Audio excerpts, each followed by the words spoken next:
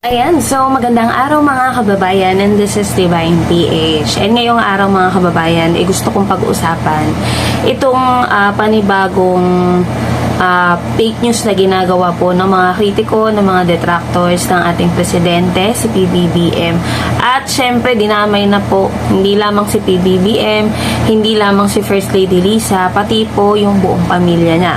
Yung 3 anak niya, dinamay po, no? So ito mga kababayan, unang-una kasi, 'di ba merong statement siya doon kay Maharlika, doon sa parang interview niya with Maharlika, no? And meron din siyang statement doon naman sa interview niya with Lorraine Badoy. So kung napanood niyo yung pareho, kung may mga nakapag-save pa nung doon kay Lorraine Badoy na interview niya, kasi as far as I know, nag-check din ako nung parang pinaka-full na ano niya is wala siya sa SMNI. Wala na sa SMNI yung video na po yun, no? So, kung may mga ma-search man ako, puro putol kasi, puro splice video, no? So, ito lang mga kababayan, yung statement niya na sinabi niya doon sa interview sa kanya ni Maharlika, iba kasi doon sa statement na sinabi niya doon kay Lorraine Badoy. Kasi nung tinanong siya doon sa interview kay Maharlika, actually maraming part na nga ito eh. Alam mo yung pulvuro na to, last year pa dapat to. Pero hanggang ngayon, wala pa rin silang mapakitang solid evidence. May pinakita silang video na legit daw, pero halata namang al-edited. Bakit ko nasabing al-edited? Kung makikita niyo po yung itong nasa gilid ko, ayan, al-edited din po yan. Pero mas mukhang legit yung nasa gitna, 'di ba? Mukhang totoong siya.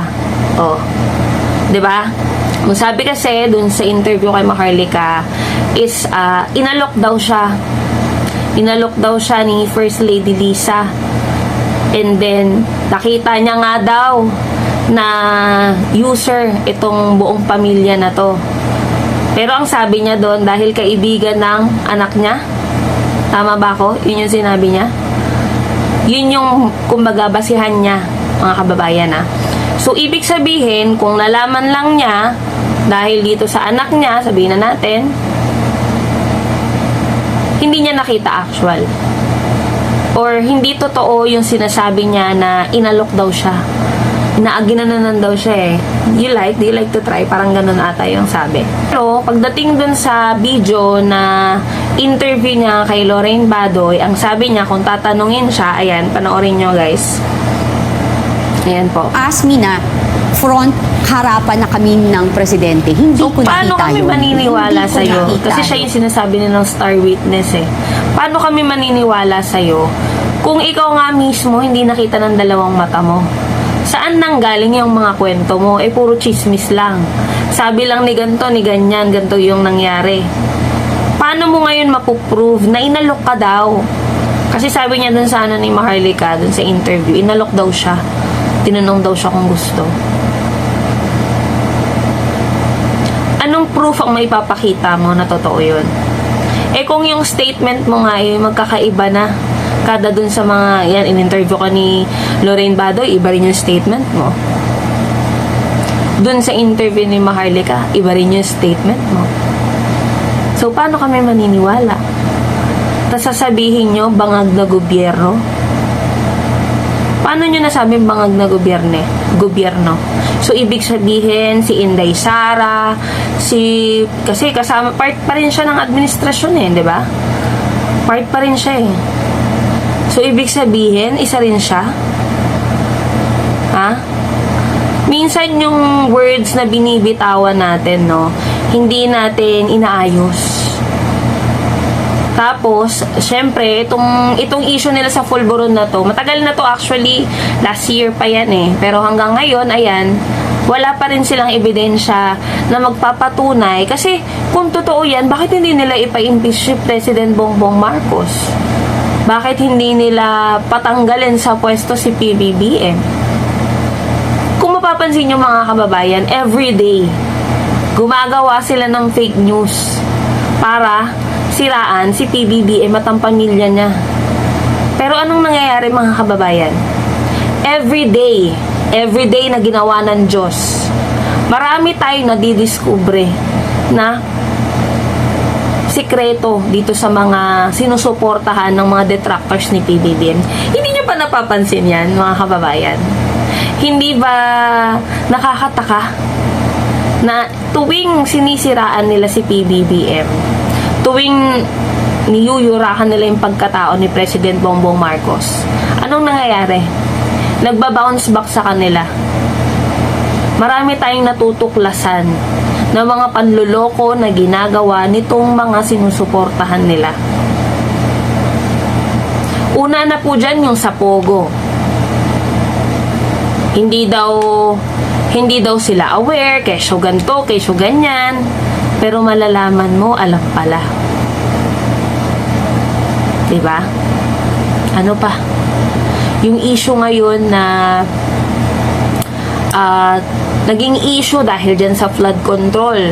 Diba, naglabas pa nga ng statement si Inday Sara na parang sinisisi niya si President Bongbong Marcos. At dahil sa nangyayaring ang alitan sa pamilya nila, naman daw, hindi daw mapondohan yung mga proyekto. Yun din yung sabi ng kapatid niya, diba? Dahil sa alitan nila. Tulad nyo naman si PBBM sa inyo. Kahit nga yung flood control issue may master plan daw nung Duterte admin pa lang. Pero bakit walang nagawa? Hanggang master plan lang ba? Pero pag nag-research ka, chinek mo, 11,000 daw ang flood control nung Duterte admin. Tapos ngayon, ilang years pa lang si PBBM, 2 years pa lang siya, more than 2 years, di ba? Kay PBBM na sinisisi. So, ano pa lang nangyari dun sa master plan at doon sa 11,340 na flood control ng administrasyon ni Digo? Anong nangyari dun? Ano ba yan? Na-expired? Or parang hindi ko nga masasabing meron Kasi nung panahon niya, ilang bagyo din po, no? At binabaha pa rin ang Davao na baluarte nila. Na sila lang din naman ang nagpapalitang namumuno. Pero, binabaha pa din. Diba? Lahat sinisisi, lahat binibintang kay PBBM. Kasi nga po, yung mga fake news na ginagawa ng detractors ni PBBM, lahat po yun fluff. Lahat po yun, wala silang maipakitang ebidensya talaga.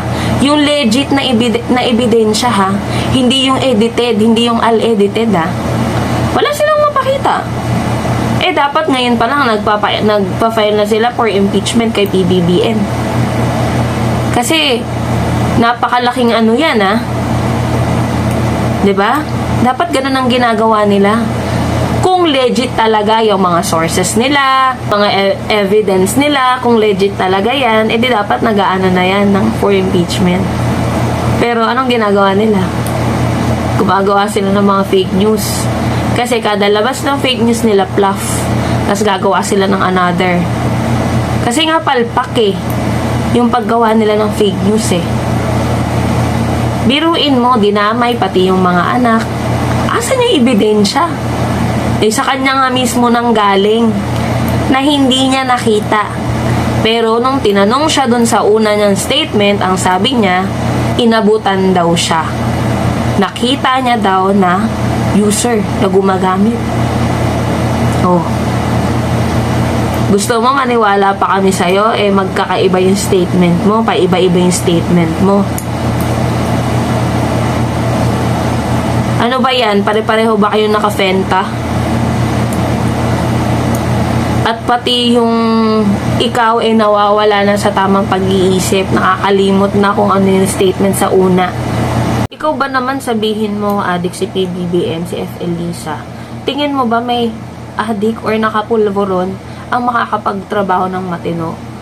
Hindi na, si PBBM hindi yan patulog-tulog na kagaya ni Duterte na parang laging pagod. Si PBBM kahit senior na yan, nakikita nyo naman po everyday. Sa isang araw, 2, 3, ilang events yung ina-attenan yan. Yung pagbiyahe pa lang mga kababayan, nakakapagod na. Tingin nyo ba kung si PBBM gumagamit, magagawa niya yan? Hindi, 'di ba? Tingnan nyo naman yung itsura niyan. kitang-kita nyo na kumbaga kung ako yung makakakita kay PBBM, first impression ko kagad, kumakain ng healthy, minimaintain na healthy yung katawan, kasi hindi yan makakapagserbisyo, hindi yan makakapaglingkod.